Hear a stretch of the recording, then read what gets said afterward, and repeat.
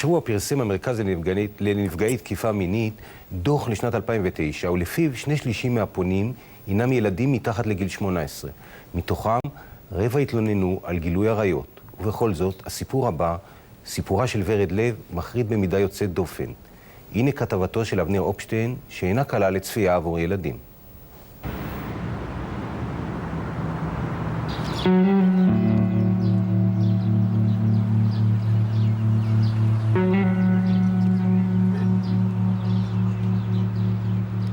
אני רואה שני הורים צעירים ויפים. יש להם ילד או ילדה קטנה. אני חושבת, מה אם אני אתחלף איתו? מה אם אני אלך איתם הביתה, והוא ילך הביתה עם ההורים שלי? אני מקווה שזה יקרה, אבל יודעת שזה לא. אני גם לא רוצה שמה שקורה לי יקרה לילד ההוא. לפני 4 שנים, כשכבר הייתה במקום טוב יחסית בחייה, הרגישה ורד לב חזקה מספיק כדי להתחיל להיזכר. היה לי 2 זיכרונות בתוך הראש. אחד,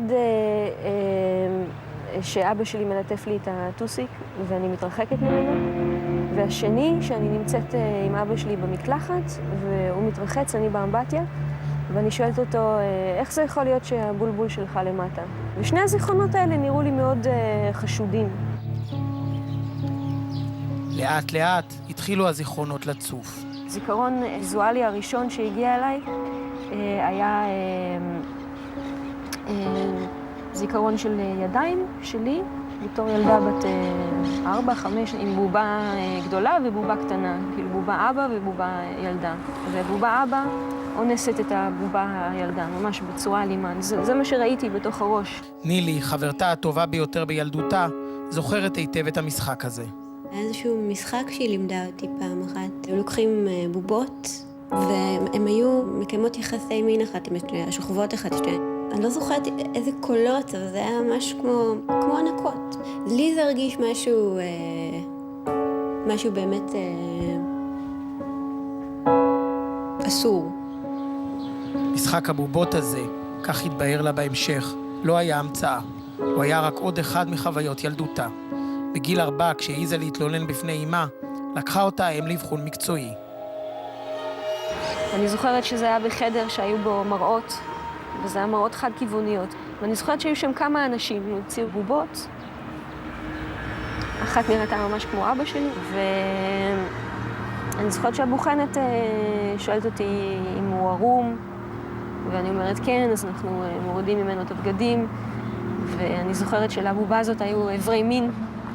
אני מנסה להחדיר את האיבר מין של הבובה לטוסיק של הבובה השנייה. ואני זוכרת שבטוסיק של הבובה השנייה לא היה חור. ואני אומרת את זה לבוחנת, אין פה חור, זה מתסכל אותי. עם הזיכרונות האלה, ורד מגיעה לפרופסור אלי זומר, פסיכולוג קליני ומומחה בעל שם עולמי בתחום הפוסט-טראומה. זומר נפגש עם ורד מספר פעמים אחרי שהחלה להיזכר. בדוח המקצועי הוא כותב, ממצאי הבדיקות שוללים היסטוריה של מחלת נפש וגם שוללים מחלת נפש בהווה. אין סימנים להפרעת אישיות שעלולה להסביר התנהגות שקרנית, זדונית מכוונת.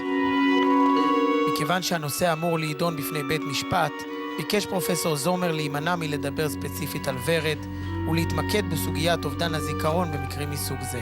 כאשר אנחנו מדברים על פגיעות חוזרות ונשנות בילדות מידי אלה שאמורים לטפל ולדאוג לילדה, שיעורי אובדן הזיכרון מתגברים לאין ארוך. ילדים יכולים לדמיין שדברים לא קורים, או שדברים נראים אחרת, עד שקורה משהו שעושה חור בבועה הזו, והזיכרון מתחיל לדלוף החוצה. זה יכול לקחת שנים. פשוט ישבתי בשוק, וזיכרון מוביל לזיכרון במשך כמה ימים, 3-4 ימים. לא יכלתי לאכול יותר, לא יכלתי לישון יותר, והדבר היחיד שיכלתי לעשות זה להסתכל על כל הדברים האלה, ומה שאני רואה, להוציא החוצה. אני משחקת בסלון, משחקת עם עצמי בשקט. פתאום הוא בא וקורא אותי מהמשחק, לוקח אותי בנחישות ובכוח על הידיים. הולכים לעשות מקלחת, אמבטיה. אני מתחילה לבכות. לא רוצה, אמא, לא רוצה על האמבטיה. הוא שוכב בתוך המים והידיים מפוסקות לצדדים. הוא שותה כוס יין, הוא מרוצה מאוד מעצמו. חושב שהוא על פסגת העולם. אני משחקת בבובות של האמבטיה, מנסה לדמיין שזה כל מה שהולך לקרות. הזיכרונות מחזירים את ורד לגיל 3.5. בית יפה בשכונת דניה היוקרתית בחיפה. 2 הורים משכילים. אמא רופאה, אבא דוקטור אביבי לב, מרצה לפיזיקה בטכניון. מה זה הדבר הזה? זה כואב. אני לא מצליחה להבין עם עצמי מה זה. שהוא התחיל להחדיר את האיבר מין אליי, לפי הטבעת, ולאנוס אותי. זה כאב מאוד מאוד. עם הזמן, הולכות הסצנות והופכות יותר ויותר תיאטרליות. הוא היה מביא בהתחלה יין וסיגריות, ועושה מזה סרט שלם, עושה מזה כאילו הצגה שלמה. זה לא היה רק סביב העניין הזה של לאנוס אותי, זה היה כאילו כל ההפקה. האמבטיה. אביבי מסתכל על עצמו במראה של אהרון אמבטיה, בוחן את הפנים שלו מכל הצדדים ואומר, אני הימלר, מנסה את הדמות, לובש אותה, אומר, אני היטלר. בגיל 4, אחרי שהעזה להתלונן בפני אמה, היא עוברת כזכור אבחון מקצועי באמצעות בובות. אמא שלי, אחרי ששחזרתי את כל הדברים האלה, יוצאת מהחדר הסמוך עם דמעות. האם הנסערת מתעמתת עם האב, והוא נאלץ לעזוב את הבית. עכשיו, לואיז לב משקיעה הרבה בניסיון לפצות את ביתה הקטנה. מבחינתי היא הייתה my hero. היא הוציאה אותו מהבית, היא גרמה לזה להיפסק. בהתחלה היא נתנה לי הרבה מאוד אהבה, ואני סיפרתי לה. כל זיכרון כזה היא הייתה נטרפת, והולכת לחדר ארונות, ומסתגרת שם, ובוכה, ואני נשארת בחוץ, ולא מבינה מה קורה.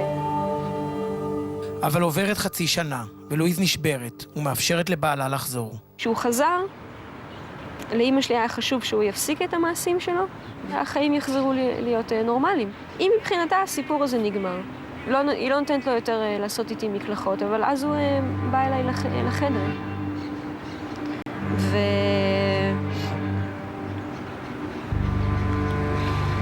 הוא בא אליי בלילה. אני מתעוררת לתוך האונס, לא יכולה לזוז, לא יכולה לנשום או לצעוק. הוא עושה את זה מהר ובאלימות. אבא אוהב אותך, אבא אוהב אותך, הוא חוזר ואומר. כשהוא גומר, אני בוכה חרש במיטה. אני מרגישה חוסר אונים, אני שונאת אותו ואני כבר יותר גדולה. אני אומרת לו, תעזוב אותי כבר, תעזוב אותי כבר. עובר עוד קצת זמן, ואביבי חוזר לפעול בשעות היום. הפעם הוא מצרף את גידי, שם בדוי, צעיר מקורב. הוא מתחיל להסביר לו, אני עשיתי אותה, היא מכונת זיונים, בוא תלמד איך משתמשים בה. בשלבים האלה אני כבר התחלתי להיגנב, כאילו התחלתי להתערף. ואז עוברים לסלון, ובהתחלה אבא שלי אונס אותי בסלון, על השולחן, והוא עושה מניפולציות. אתה כבר ילד גדול, הגיע הזמן שתדע מה זה, וזה הזיון הכי טוב, וככל שהיא יותר מתפרעת, ככה יותר נהנים. ומסביר לו, כאילו ממש מדריך אותו לאנוס אותי בצורה הכי רעה שהוא יכול.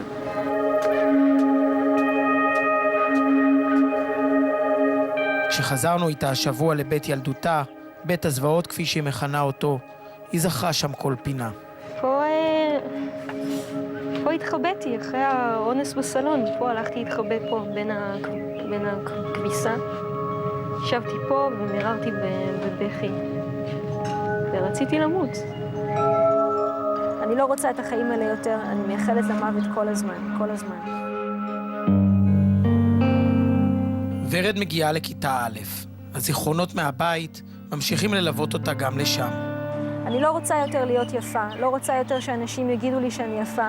בגלל שאני יפה זה קורה לי, אני רוצה שיעזבו אותי כולם. אני מתחילה להשמין, בונה מחיצה ביני ובין העולם. מעשי האונס נפסקים, ההדחקה מתחילה. אמא מעודדת את השכחה. חוזרת עליי ואומרת לי, ורד, תקחי מחק ותמחקי את הזיכרון הזה מהראש שלך. אני מנסה לרצות אותה, היא אמא שלי, אני בוטחת בה. אחרי שאני מוחקת, היא אומרת לי, זה לא קרה, את דמיינת את זה, את שומעת? זה לא קרה.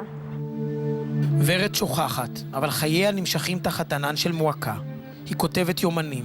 אני מציירת קבר של עצמי, ואני כאילו עושה כאילו את החלום המושלם, אבל זה לא החלום המושלם שלי, זה החלום המושלם שלהם. אמא שלי, ציירתי אותה עם מעיל פרווה.